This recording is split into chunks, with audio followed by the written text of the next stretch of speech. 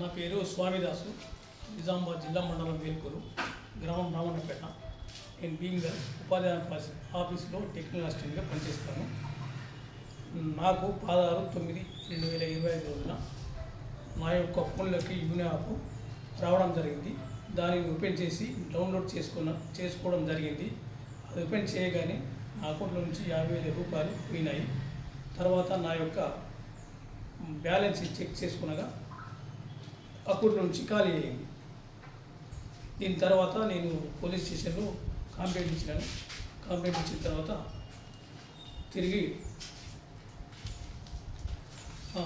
Bank SBI bank application ఇచ్చిన.